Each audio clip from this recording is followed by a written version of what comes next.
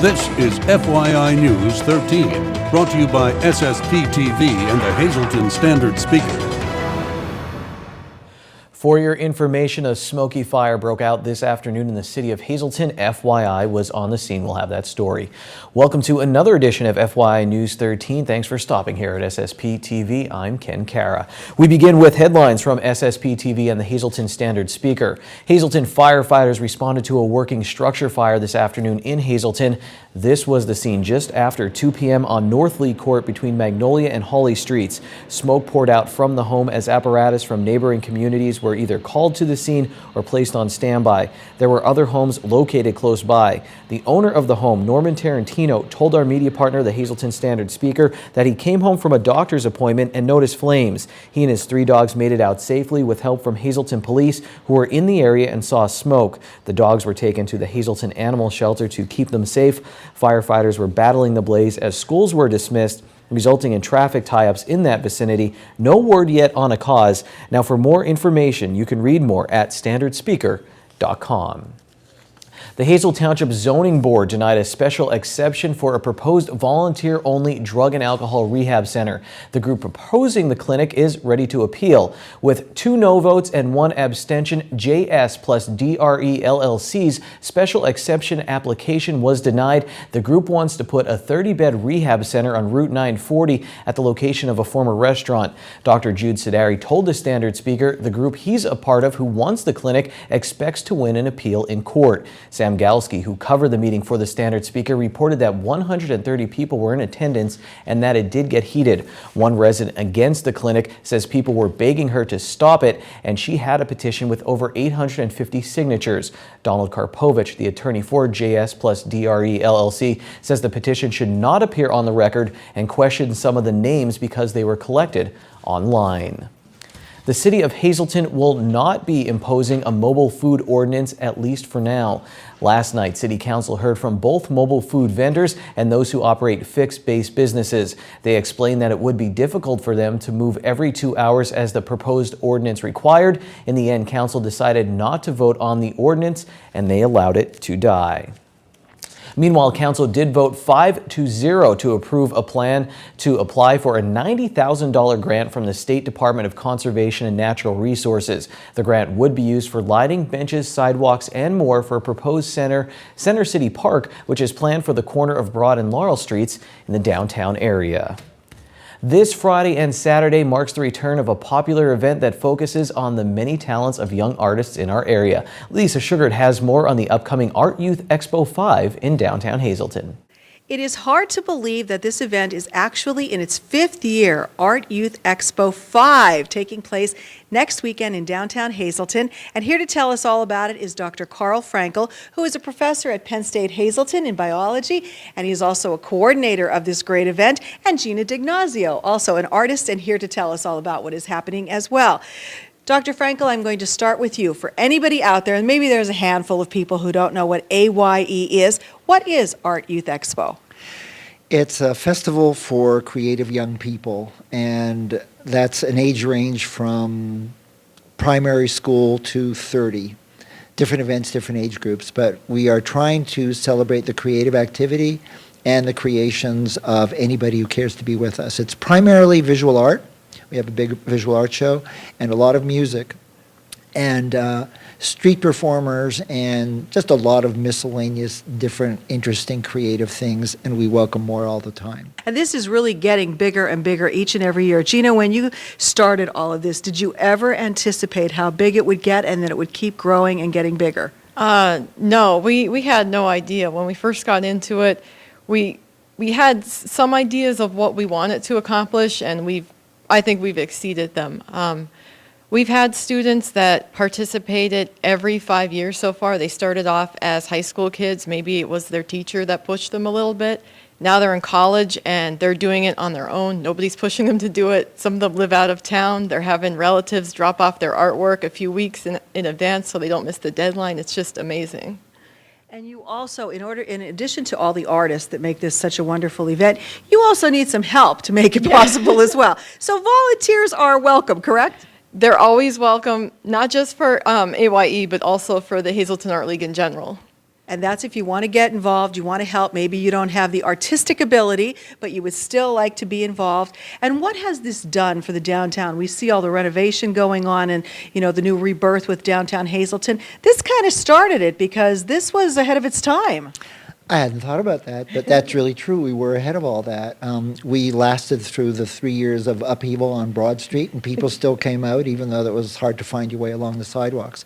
So the Alliance for Revitalization, Downtown Hazleton, have recognized, all the people involved have recognized the important role that arts play in city cores everywhere. And the Art League we do represent the arts in Hazleton. And Art Youth Expo was originally meant to feature the downtown. The Art League itself is located downtown. And we wanted this to be a walking event so that we have venues all over the downtown, but close enough together that even if you're not a really practiced walker, you can do the whole show. It's only about 4 blocks from one end to the rest. This is a wonderful event. Again, Art Youth Expo 5. It's taking place April 17th and 18th. That's Friday and Saturday, next Friday and Saturday. Friday from 6 till 9, Saturday from 12 to 8. And we're going to have much more here on FYI about the specific events that will be happening. But just mark it on your calendars now. And if you want to volunteer, you can call 570-454-2982. We'll be back to talk more about AYE 5 in the days to come. Again, Art Youth Expo 5, that will be next Friday and Saturday, April 17th and 18th. Well, after a month off for renovations, the popular Sisters restaurant is set to reopen tomorrow. FYI stopped by today for a sneak peek inside the newly remodeled eatery. While the restaurant will feature a new atmosphere, Sisters will still be serving their famous breakfast from 7 a.m. until 11 a.m. Gina Corelli tells us there's also going to be something special taking place for lunch and dinner, so stay tuned for that in the coming days. Sisters is located at 789 North Locust Street in Hazleton and is open Tuesday through Friday from 7 a.m. to 1 p.m. and Saturday and Sunday from 7 a.m. until noon. If you love to read, then this next story is for you. The 15th annual Huge Book Sale, sponsored by Newspapers and Education and the Hazleton Standard Speaker, will be held this Thursday through Sunday at the Laurel Mall. The sale will take place Thursday and Friday from 10 a.m. until 9 p.m., Saturday from 10 until 7, and Sunday from noon until 5 p.m. The big book sale is being held in the Boscov's wing of the Laurel Mall, and Saturday at 10 a.m. don't miss Luzerne County's very own Tony Mazzarella, who will be doing a book signing. All proceeds from the Huge Book Sale will benefit area school students through the Standard Speaker's Newspaper in Education program. Well, later on FYI, I have an interesting discussion with the sports editor of the Standard Speaker, Dave Seaman, about women's sports. At least I think it's interesting. Please feel free to form your own opinions. Coming up next, on the show, Janine and Tamara continue browsing at the shop too for interesting items and home decorating tips.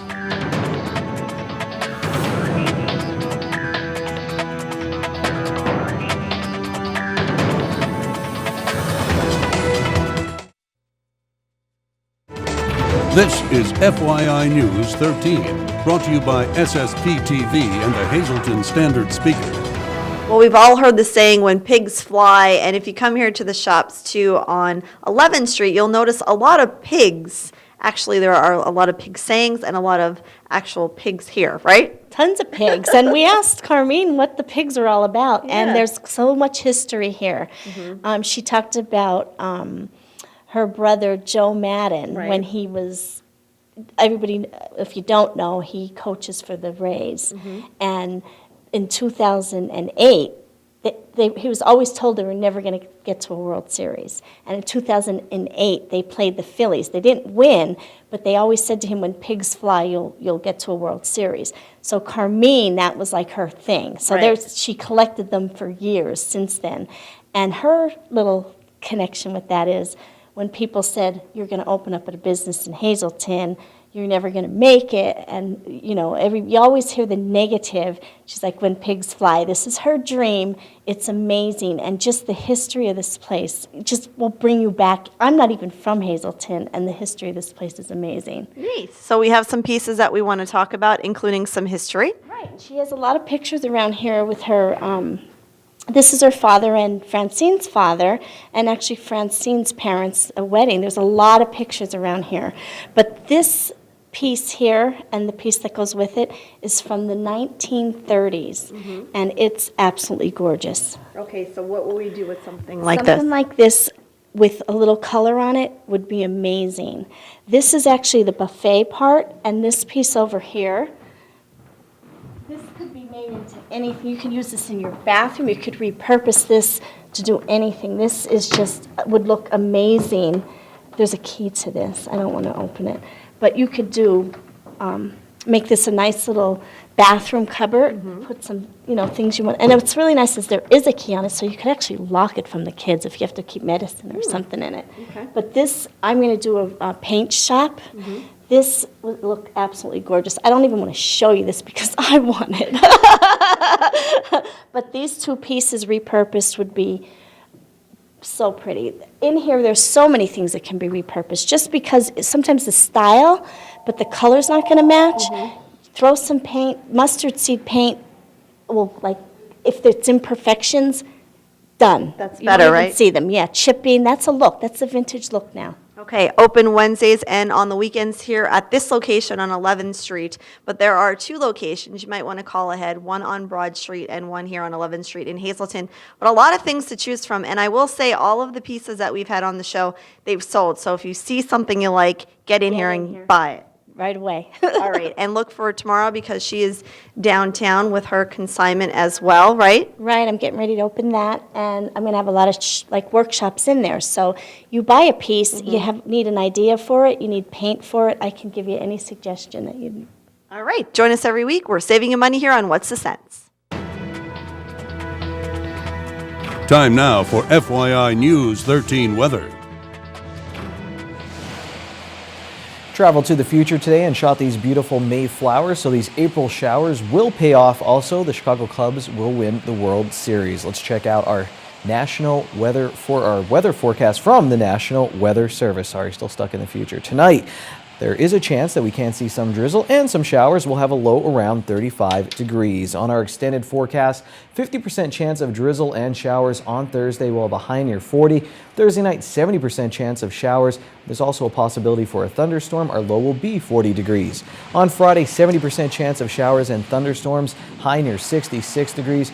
Friday night, 70% chance showers and also a possible thunderstorm again, low around 44.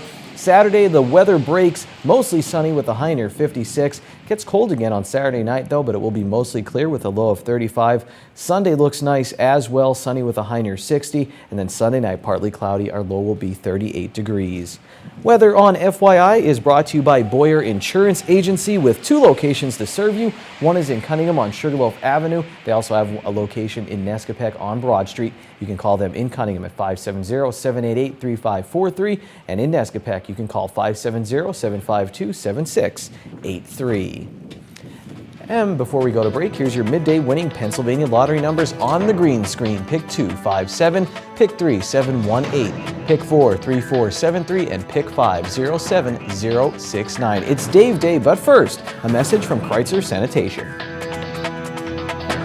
Residents of the city of Hazleton, you may have noticed there's new trucks going around collecting your garbage, your recyclables, and those are the trucks of Kreitzer Sanitation, and recycling is now easier, so thank you very much. Let's talk about this for the people of the city of Hazleton. Days haven't changed or anything, but the recycling is a huge feature. Tell us about why recycling is so much easier now. Well, I believe the way it was with the previous hauler, we started a contract January 1st, and I believe the way it was is there was a commingle situation where there had to be some separation. That no longer exists. We offer single stream where the homeowner or the resident of Hazleton can just set it out. It does not have to separate it anymore. They can just put it out and we'll collect it as is. So that is a big burden as far as the separation goes. You just have your garbage, which always helps to be in bags. It makes it easier for everybody if you can. And then there's your recyclables, which are single stream now that you do not have to separate out. They can just be put together. Now, is there anything else that residents should know when putting their garbage out, or maybe something that you see that people maybe don't realize? Or is there any other information you could give them? A little bit, when the weather's really bad, a lot of times there's wind. In the case of this winter, it's been a horrible winter so far. So the more you can tie up really helps because the wind blows it down. If you set it on the ice, it falls down on the street. So if it is in bags, it's a very big help as to being loose. But other than that, just your normal common sense. It's not, it's not rocket science. But keeping it, the more you can put in bags, the better it is for everyone. Now you see the face of it, so just make it easier for his guys. And let's also talk about what you can offer the businesses here in the city of Hazleton. Absolutely. We like to bring that to the table. We can offer, like I said, the container services, any size container for your business. And we also offer the single stream recycling, which is a big item that not a lot of businesses take advantage of.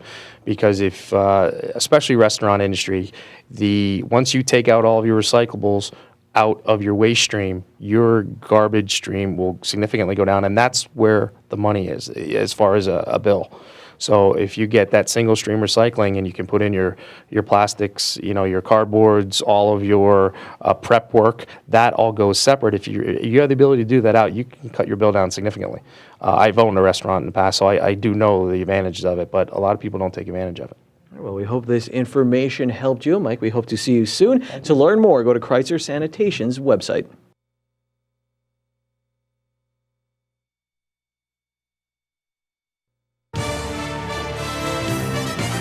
This is FYI News 13 Sports.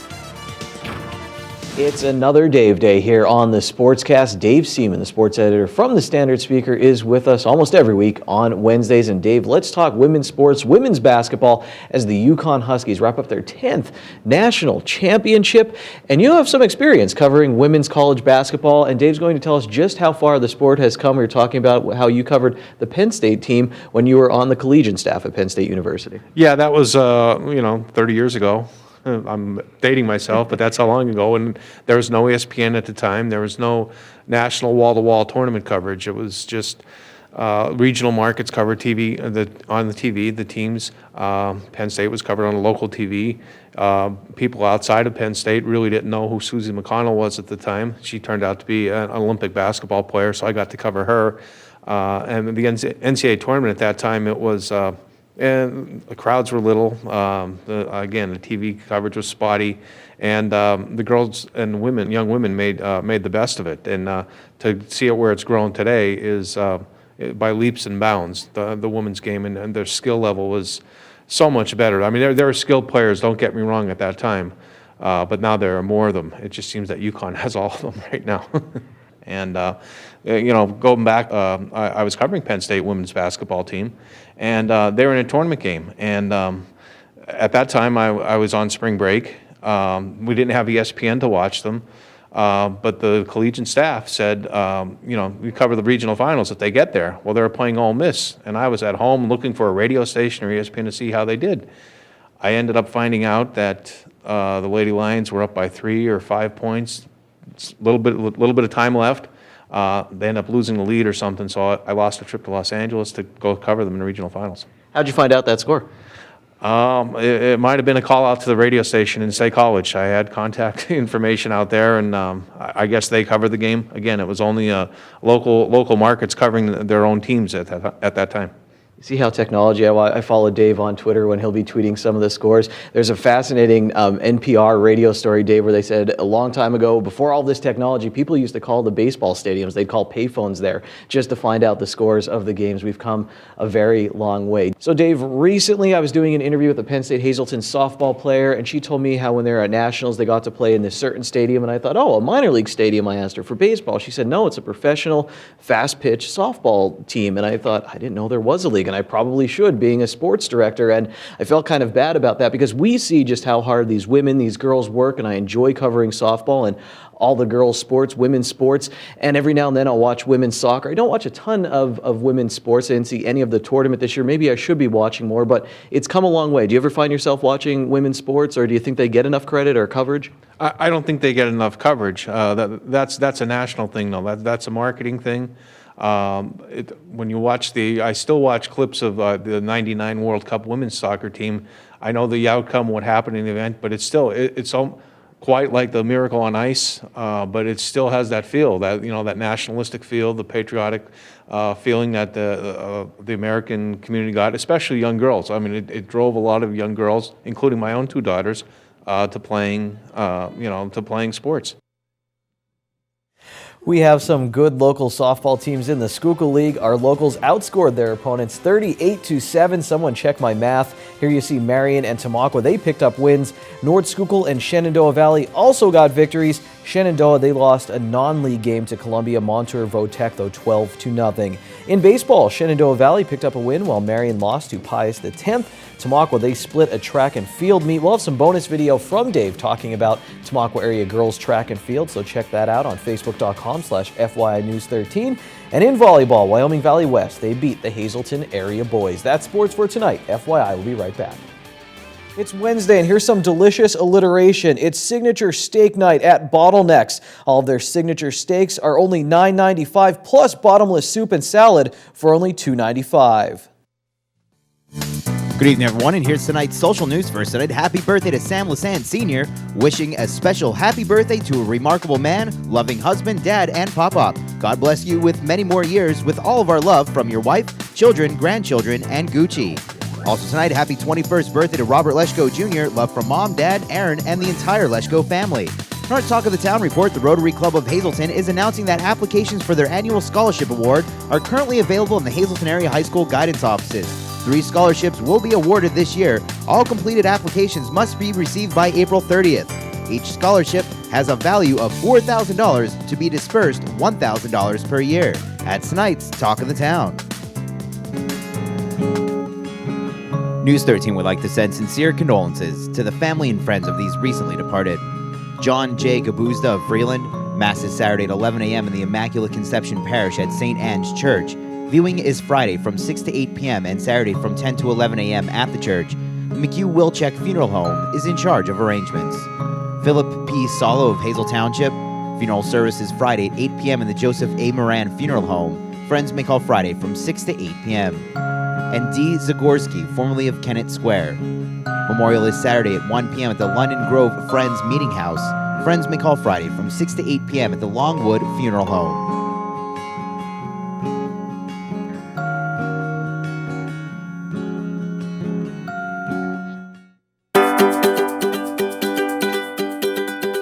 I'm Julie Ferry, FunFest Public Relations Coordinator, and today we're going to talk about our upcoming 6th annual Night at the Races event. This will be held this year again at Capriati's, who's so kind as to host us again for the event. Will be held on Friday, April 17th, and the doors open at 6:30 p.m. The Night at the Races, it's a great night to have fun, to come out to bet on the horses. You can sponsor a horse. If your horse wins the race, you win money. If the horse that you bet on wins the race, you win money. We'll have a free buffet that evening as well. There'll be a cash bar available if you're interested in sponsoring a horse or putting an ad in the program or purchasing tickets for the event. There'll be $7 in advance and $10 at the door, and tickets will be available here at the Chamber of Commerce office, and they'll also be available for purchase on our website at hazletonchamber.org.